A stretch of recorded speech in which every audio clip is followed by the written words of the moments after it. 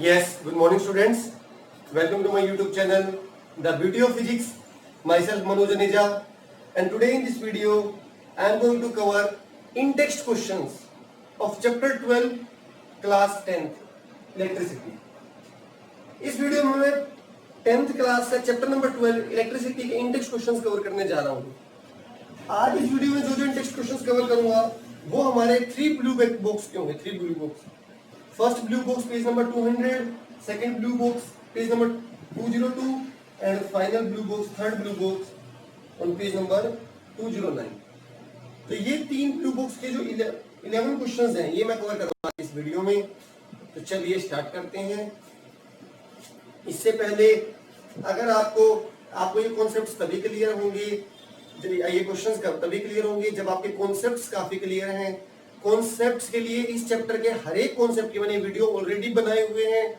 अगर आपको कोई भी वीडियो देखना है किसी भी टॉपिक से रिलेटेड तो आप मेरे चैनल की प्लेलिस्ट, मेरे चैनल में एक प्लेलिस्ट बनी मिलेगी 10th फिजिक्स लेक्चर्स. वहां जाइए, कोई भी वीडियो आपको देखने को मिल जाएगा. आप कोई भी वीडियो जहां पे हो देख सकते हैं. 10th फिजिक्स लेक्चर्स के नाम से प्लेलिस्ट है, वहां से आप देख सकते हैं. चलिए स्टार्ट करते हैं. फर्स्ट क्वेश्चन आपको स्क्रीन पर दिखाई दे रहा होगा. What does an electric circuit mean? एक इलेक्ट्रिक सर्किट से आप क्या समझते हैं? हमने ये डिस्कस किया था. एक बल्ब है,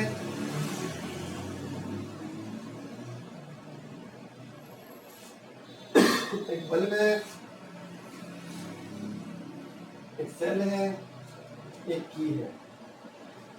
आपने क्या कर दिया, इस सभी को कनेक्ट और स्विच को क्या कर दिया, ऑन. तो यहां से करंट फ्लो होने लग जाएगी.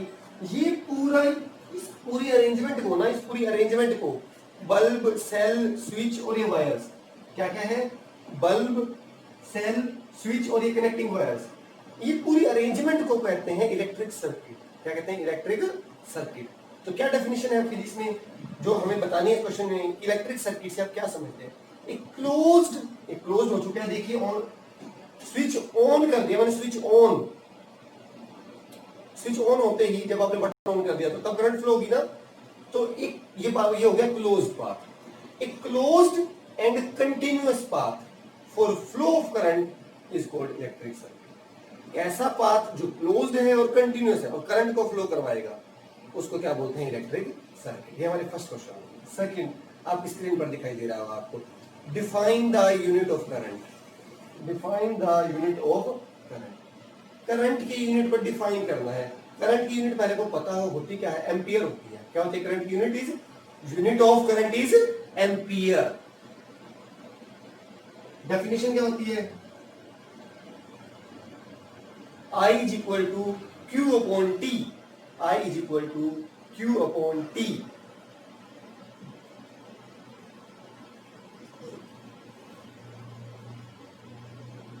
अब करंट की यूनिट को डिफाइन करना है ना. यूनिट को डिफाइन करने का मतलब यूनिट को डिफाइन करने का मतलब होता है वन वैल्यू को. Unit of current is ampere ना, तो 1 एम्पियर को डिफाइन करना है आपको. किसको डिफाइन करना है, 1 एम्पियर. तो 1 एम्पियर कैसे आएगा?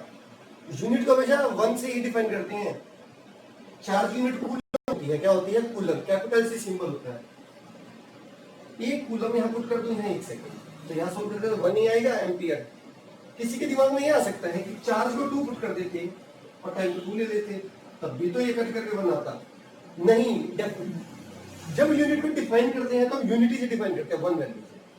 तो क्या डेफिनेशन होगी, 1 ampere current is said to be flowing in a circuit when the charge of 1 coulomb flows through the circuit in 1 second. जब 1 कूलम का चार्ज किसी सर्किट से 1 सेकंड में फ्लो होगा तो हम क्या कहेंगे, कितनी करंट हो गई है सर्किट से, 1 एम्पियर. कितनी हो गई करंट, 1 एम्पियर. ठीक है, ये क्लियर है. Third question, calculate the number of electron constituting 1 coulomb of charge. जब एक बॉडी के पास 1 कूलम ऑफ चार्ज है, अगर पॉजिटिव चार्ज है तो ऑब्वियसली उसने इलेक्ट्रॉन लूज किए होंगे. अगर नेगेटिव चार्ज है तो उसने इलेक्ट्रॉन गेन किए होंगे. ठीक है, तो पॉजिटिव चार्ज अगर 1 कूलम है चार्ज तो उसने कितने इलेक्ट्रॉन लूज किए होंगे अगर पॉजिटिव चार्ज है, और नेगेटिव है तो कितने गेन किए होंगे. मुझे नंबर निकालना है, इलेक्ट्रॉन से निकालना नंबर. तो यहां पर एक फॉर्मूला आपको याद रखना होगा, Q is equal to small n into E. Q is equal to small n into E। इसे कहते हैं क्वांटाइजेशन ऑफ चार्ज। क्या कहते हैं इसे? Quantization of charge. n है नंबर, n क्या है? नंबर। और स्मॉल e क्या है? Charge on one electron. Charge on one electron हमें पता है नेगेटिव होता है, बट कितना होता है? E की वैल्यू 1.6 इंटू 10 की पावर माइनस 19 कूलम, 10 की पावर माइनस 19 कूलम। ठीक है, तो अब E के, अब मुझे n की वैल्यू निकालनी है। कितनी इलेक्ट्रॉन? एक कूलम चार्ज में, तो Q की वैल्यू क्या है? 1। n मुझे निकालना है, E की वैल्यू डाल दीजिए।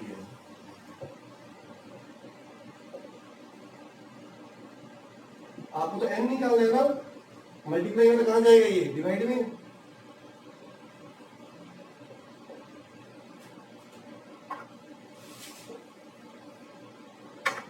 इंटरचेंज कर लो।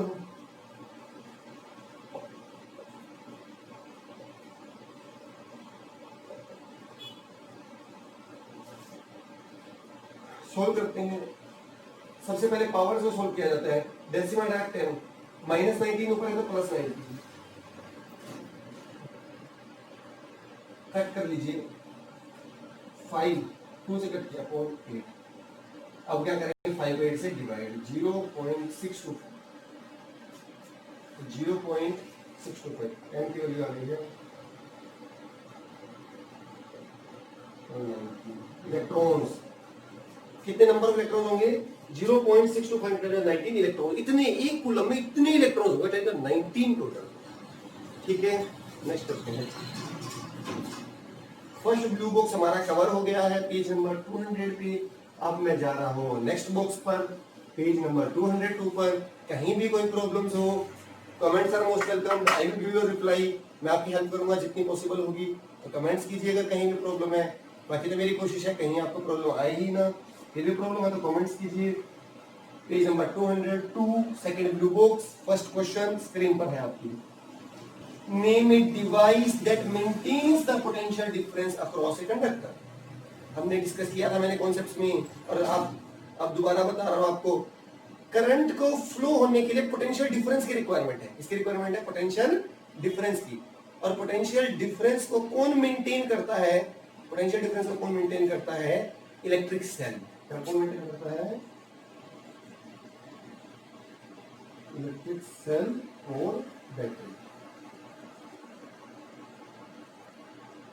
इलेक्ट्रिक सेल और बैटरी तो कौन मेंटेन करता है? सेल और battery. What is meant by, second question आपकी स्क्रीन पर दिखाई दे रहा है आपको। What is meant by saying that potential difference between two points is 1 volt? आपका क्या मतलब है ये कहने से कि पोटेंशियल डिफरेंस जो है दो पॉइंट्स के बीच में वो 1 वोल्ट होगा? पोटेंशियल डिफरेंस की यूनिट क्या है? 1 वोल्ट। बेसिकली मुझे 1 वोल्ट को डिफाइन करना है। 1 वोल्ट को डिफाइन करना है। तो 1 वोल्ट का पोटेंशियल डिफरेंस की डेफिनेशन क्या होती है? Work upon charge. Work upon charge. V की वैल्यू 1 V वोल्ट कब आएगी? जब W भी 1 होगा और Q भी 1 होगा। अभी पिछले क्वेश्चन में बताया था।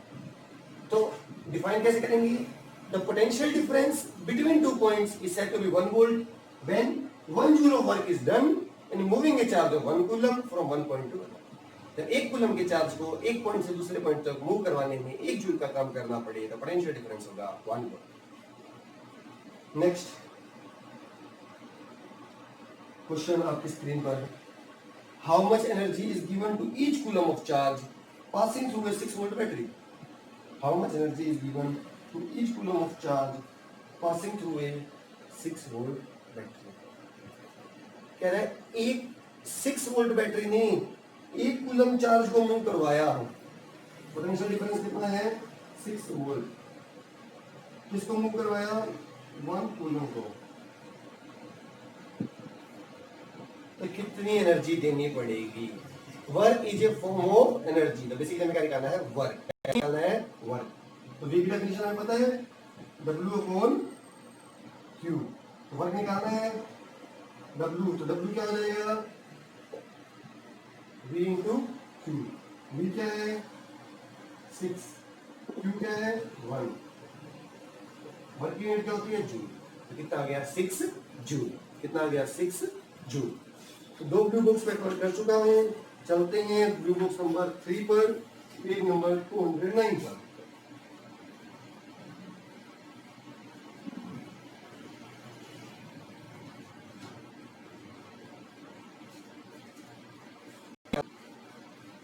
क्वेश्चन आपकी स्क्रीन पर है, what are the factors on which resistance of the conductor depends. ये मैंने केवल इस क्वेश्चन के लिए मैंने एक वीडियो बनाई हुई है, इस पूरे क्वेश्चन के लिए अपने कॉन्सेप्ट्स में, factors on which resistance depends, इस नाम से पूरी आप देखिएगा, उससे इतना कॉन्सेप्ट आपका क्लियर होगा। अब तो मैं डायरेक्ट आंसर लिख रहा हूँ किस किस फैक्टर पर डिपेंड करता है। ये एक फाइनल एक्सप्रेशन आता है रो एल अपॉन ई।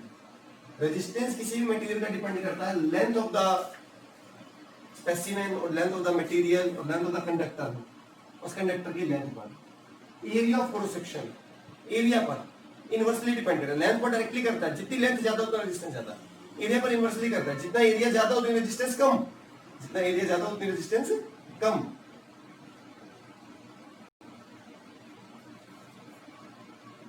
रो, यहां मेरी आपको सजेशन है वो वीडियो जरूर देखिए, आपका कॉन्सेप्ट बहुत अच्छे तरीके से क्लियर होगा कि ये कैसे आया है ये फैक्टर।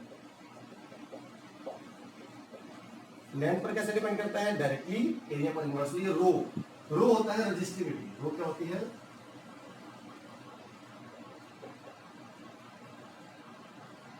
रेजिस्टिविटी। और रेजिस्टिविटी कहते हैं मटेरियल को सिलेक्ट करने का होती है, जिससे मटेरियल को कैरेक्टराइज करती है, मटेरियल को कि कौन सा मटेरियल है ये कौन सा मटेरियल को कैरेक्टराइज करती है हमारी रेजिस्टिविटी। अगर हाई रेजिस्टिविटी होगी, रो की वैल्यू हाई होगी तो रेजिस्टेंस हाई होगी, और रेजिस्टेंस हाई होगी तो क्या होगा, इट विल बी इंसुलेटर। अगर रो कम होगा तो रेजिस्टेंस कम होगी, रेजिस्टेंस कम होगी तो इट विल बी कंडक्टर। तो रो जो रेजिस्टिविटी है वो मटेरियल को कैरेक्टराइज करती है, रो की कम वैल्यू कंडक्टर, रो की ज्यादा वैल्यू इंसुलेटर। ठीक है, तो किन किन फैक्टर्स पर डिपेंड करता है, length, area and nature of the material, second question करते हैं।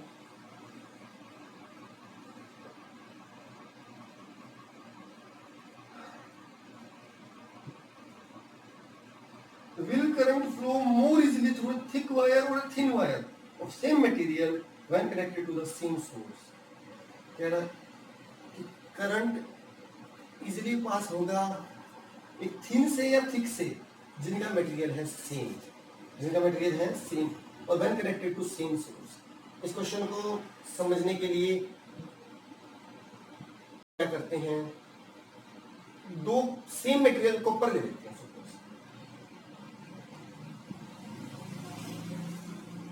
कॉपर की है दोनों वायर्स, कॉपर की, एक लेंगे मोटी थिक, एक लेंगे थिन।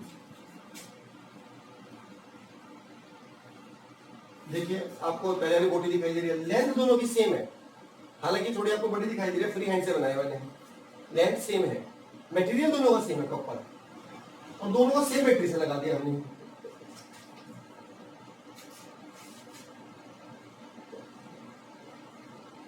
क्वेश्चन में कहा है कनेक्टेड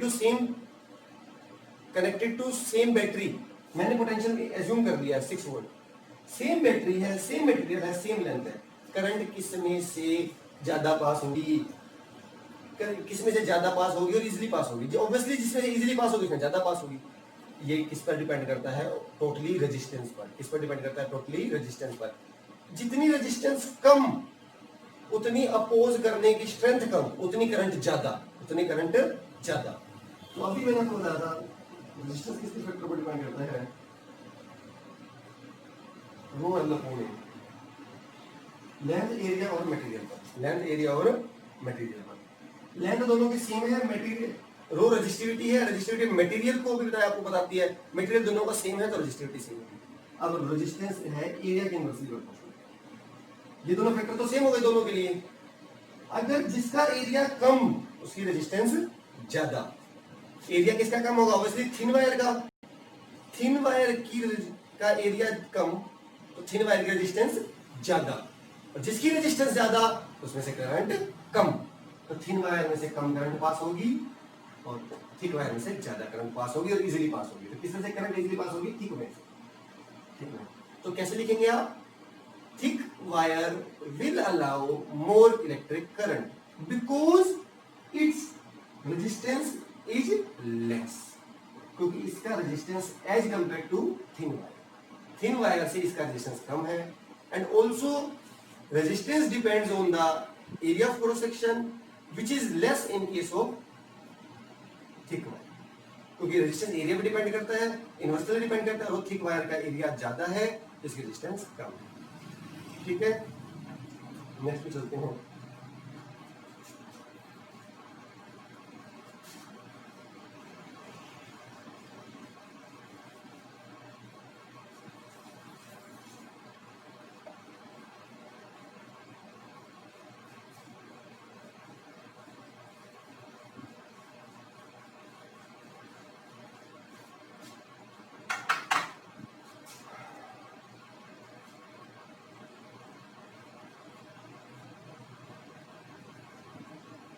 आगे चलते हैं, नेक्स्ट क्वेश्चन आपको दिखाई दे रहा होगा। Let the resistance of an electrical component remains constant while the potential difference across two ends of component decreases to half of its former value. क्या कह रहा है? Let resistance of an component remains constant when the potential difference across the ends of its component decreases to half of its former value. कह रहे हैं एक material था, एक कंपोनेंट था, वही कॉपर वायर मान लीजिए, इसके एंड्स के अक्रॉस ना हमने क्या लगा रखा था? Potential difference using a cell. Suppose initially था V वोल्ट, कह रहा मैंने ना अब V वोल्ट का पोटेंशियल डिफरेंस लगाया वाला, और इसने कहा है potential difference reduces to half of its former value. अब नया पोटेंशियल डिफरेंस मैंने दूसरी बैटरी लगाई जिसकी पोटेंशियल डिफरेंस क्या होगी? इसकी हाफ। क्या होगी? इसकी हाफ। बट उस दौरान रेजिस्टेंस क्या रहता है हमारा? कांस्टेंट। क्या रहता है? कांस्टेंट। हमें क्या निकालना है? What change will occur in the current flow. Current में क्या चेंज आएगा? ऑब्वियसली हमने ओम्स लॉ से बताया हायर पोटेंशियल डिफरेंस तो high current, lower potential difference lower current, क्योंकि V is I is directly proportional to V। I is directly proportional to V। अब हम निकालते हैं कितना क्या चेंज आएगा। पर हमें इतना ओम्स लॉ से पता है अगर छोटी लो वोल्टेज की बैटरी लगाओगे तो करंट कम हो जाएगा। कितना हो जाएगा भी नहीं निकालते हैं। सपोज स्टार्टिंग में पोटेंशियल डिफरेंस V1 है, V1 is V and I1 is I। तो R की वैल्यू क्या आ जाएगी ओम्स लॉ से? V1 upon I1 which is V upon I।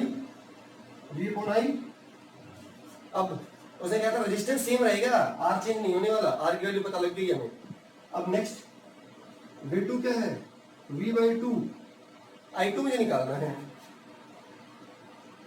Ohms law से करंट क्या होगा? I2 V2 upon R।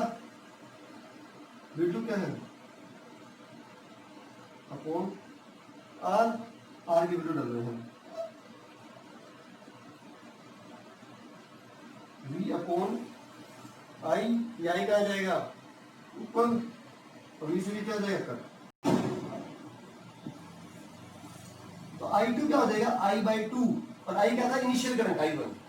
तो जब बाद में करंट होगा ना, जब आपने बैटरी हाफ वोल्टेज की लगा दी पहले वाली बैटरी से, आपने बैटरी वोल्टेज को हाफ कर दिया तो करंट भी हाफ हो जाएगी पहले वाली करंट। ठीक है, नेक्स्ट करते हैं। ये भी बहुत इंपॉर्टेंट क्वेश्चन है।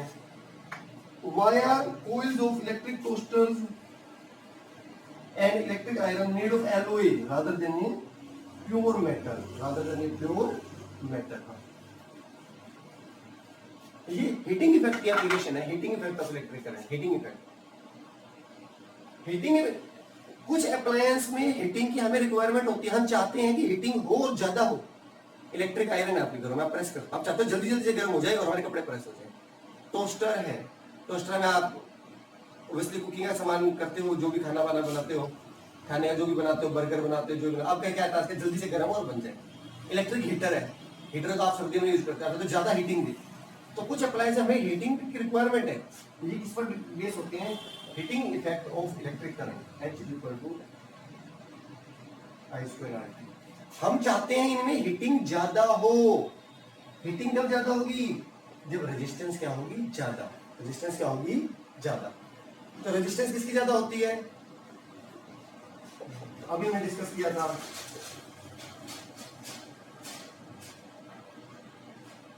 Conductor, alloys, insulator. ऑब्वियसली वैसे तो इंसुलेटर की सबसे ज्यादा होती है, इंसुलेटर ही ज्यादा, बट इंसुलेटर यूज नहीं करते, अभी मैं बताऊंगा 2 मिनट का। एलॉयज और कंडक्टर्स में से एलॉयज की रेजिस्टेंस ज्यादा होती है। Alloys have more resistance as compare to conductors. और रेजिस्टेंस ज्यादा होगी तो हीटिंग ज्यादा होगी, इसलिए एलॉयज को यूज करते हैं। और रेजिस्टेंस ज्यादा क्यों है? क्योंकि अभी बताना मटेरियल कौन बताता है? रेजिस्टिविटी। एलॉयज की रेजिस्टिविटी ज्यादा होती है, alloys have more resistivity, alloys have more resistivity. तो फर्स्ट रीजन तो एलॉय को क्यों, इंसुलेटर क्यों यूज करते हैं वो बाद में बताऊंगा।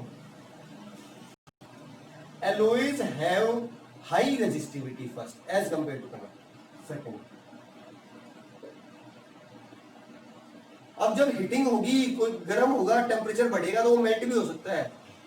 ऑब्वियसली हीट होगा तो उसका स्पेसिफिक का जो आपका टेम्परेचर बढ़ जाएगा। तो अगर उसका मेल्टिंग पॉइंट कम हुआ और इतना टेम्परेचर उसने गेन कर लिया तो वो मेल्ट हो जाएगा। तो क्या होना चाहिए कि जब उसमें से पास करें करंट तो उसका मेल्टिंग पॉइंट बहुत ज्यादा हो, ताकि जो टेम्परेचर हमें हीटिंग से मिल गया है मेल्टिंग पॉइंट उससे बहुत ज्यादा होगा, तो वो उस नॉर्मल टेम्परेचर मेल्ट नहीं होगा। जैसे अगर आपका मेल्टिंग पॉइंट है सपोज 200 डिग्री सेल्सियस और आपको मिल गया है 50 डिग्री सेल्सियस, तो ऑब्वियसली टेम्परेचर आपका 50 आ चुका है अप्लायंस में, तो वैसे 200 तो बहुत ज्यादा, वो मेल्ट नहीं होगा। और अगर आपके का हेड टेम्परेचर है उसका मेल्टिंग पॉइंट 40 डिग्री सेल्सियस, जैसे ही और आपको 40 तक ही मिल गया टेम्परेचर, तो ऑब्वियसली खराब हो जाएगा। तो आपकी रिक्वायरमेंट होती है मेल्टिंग पॉइंट बहुत ज्यादा हो, ताकि टेम्परेचर उसकी रेंज तक ही ना पहुंचे और वो मेल्ट ना हो और प्रॉपर्ली वर्क करे। तो alloys have high melting point, alloys have high melting point. Third, oxidise नहीं होते, ऑक्सीजन के साथ रिएक्शन नहीं होते, they do not oxidise easily. ठीक है, अब इंसुलेटर की मैं बता रहा था, जो क्वेश्चन नहीं था, इंसुलेटर की रेजिस्टेंस इनसे ज्यादा है इंसुलेटर की, बट इंसुलेटर्स के साथ अगर हम वर्किंग करेंगे तो प्रॉपर वर्क नहीं होगा। इंसुलेटर्स की मेल्टिंग पॉइंट के साथ भी प्रॉब्लम होती है, इसीलिए एलॉयज को प्रेफर किया जाता है। ठीक है, तो alloys are preferred over conductor. 3 reason बता दिए आपको, high resistance first because high resistivity, second high melting point, and third and last one is oxidise नहीं होते। चलिए लास्ट क्वेश्चन करते हैं, एक टेबल से रिलेटेड है। आपको टेबल दिखाई दे रही होगी, मैं क्वेश्चन पढ़ता हूं। Use the data in table 12.2 to answer the following. Which among iron and mercury is a better conductor? आपको टेबल दिखाई दे रही होगी, मैंने क्वेश्चन पढ़ा है, कह रहा आयरन और मरकरी में कौन अच्छा कंडक्टर है? वो अच्छा होगा जिसकी रेजिस्टेंस कम होगी, जिसकी रेजिस्टेंस कम होगी। और अभी आप बताएं, रेजिस्टेंस उसकी कम होगी जिसकी रेजिस्टिविटी कम होगी, जिसकी रेजिस्टिविटी कम होगी। तो क्वेश्चन मैंने आपको पढ़ के बता दिया है, आपको टेबल दिखाई दे रही है, देख लो। आयरन और मरकरी में आयरन आपको दिखाई दे रहा है कंडक्टर्स वाली टेबल में 10 की पावर -8, ऑर्डर देखो 10 × 10 की पावर -8। और आपका मरकरी का है, आपका मरकरी का है यार, क्या है ये, इसी से नीचे ही है 94 × 10 की पावर -8। तो आयरन की है 10 × 10 की पावर -8। ये ऑर्डर सेम है ना, तभी कंपेयर कर सकते हो। मरकरी में ज्यादा है, मरकरी में ज्यादा है रेजिस्टिविटी, तो मरकरी की रेजिस्टेंस ज्यादा है, और मरकरी रेजिस्टेंस ज्यादा है तो ये अच्छा कंडक्टर नहीं है। रेजिस्टिविटी कम है ना, iron has less resistance and hence is a better conductor. और मरकरी में कौन अच्छा है? आयरन। सेकंड पार्ट पढ़ो, टेबल आपको दिखाई दे, which is the best conductor. वैसे केमिस्ट्री में भी करते हो, silver is the best conductor. Best वो होगा जिसकी रेजिस्टेंस सबसे कम, और रेजिस्टेंस उसकी सबसे कम जिसकी रेजिस्टिविटी सबसे कम। रेजिस्टिविटी देख लीजिए, फर्स्ट में सिल्वर दिखा रखा है। मेटल्स में सभी की 10 की पावर -8 की ऑर्डर की है, तो आप कंपेयर कर लेंगे, सीधा इंटीजर देख लो। सिल्वर में 1.60, कॉपर 1.62, तो सबसे कम सिल्वर की आ रही है 1.60। Silver has least resistivity and hence has the least value of resistance and hence is the best conductor. Silver की रेजिस्टिविटी सबसे कम है, इसलिए रेजिस्टेंस कम है, इसलिए सबसे बेस्ट कंडक्टर है। जो कहा था स्टूडेंट्स करवा दिया है, 11 क्वेश्चंस, 3 ब्लू बुक्स कवर कर दिए हैं, आगे काम चलता रहेगा। पसंद आ रहा हो तो वीडियो को लाइक करने में बिल्कुल हेजिटेट मत हो, आपका एक लाइक होता है बस मेरे लिए एक बूस्ट का काम करता है, मुझे एक मोटिवेशन मिलता है। और चैनल पर फर्स्ट टाइम आ रहे हैं तो सब्सक्राइब करके बेल आइकन को प्रेस कर लीजिए, ताकि ऐसे ऐसे वीडियोस के आपको नोटिफिकेशन मिलते रहे। Thank you so much children.